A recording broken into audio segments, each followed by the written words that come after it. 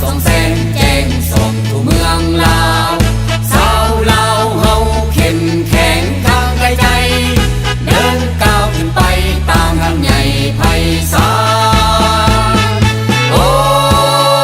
ชาติลาวคนลาวทั่วแดนดาวแสนสุขชื่นใจสาวลาวใดเกิดใหม่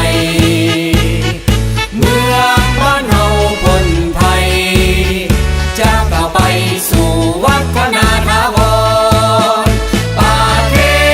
ศสาธารณรัฐประชาธิปัตย์ประชาชนลาวมิ่งขวัญของชาติลาวจงมั่นยืนเรื่อยไปอำนาจใหม่ประชาชนปฏิวัติลาวประเทศสาธารณรัฐประชาธิปัตย์ประชาชนลาว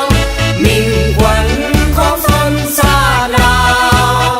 จงมั่นยืนเรื่อยไปอำนาจใหม่ประชาชนปฏิวัติลาว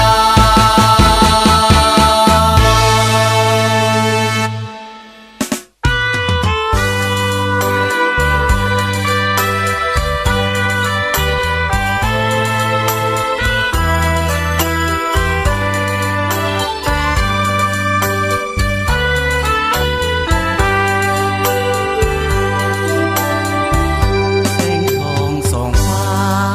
หน้าผามีสีสดใสความมืดหายไปแสงทองส่องใสเข้ามาทั่วทั้งอาณา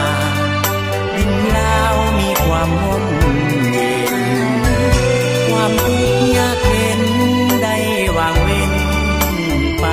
ไกลลา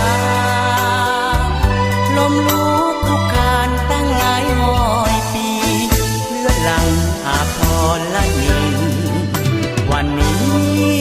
ชาติลาวจึงได้ปลดปล่อย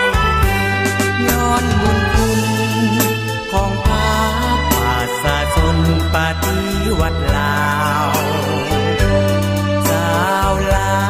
วบ่มีวันหลงลืมใดตลอดชีวิตขออุทิศไว้นำพรรคเฮาถนอมฮักบูชาเจ้าบ่มีวันให้มองเศร้าพรรคเอ๋ยจงเจริญ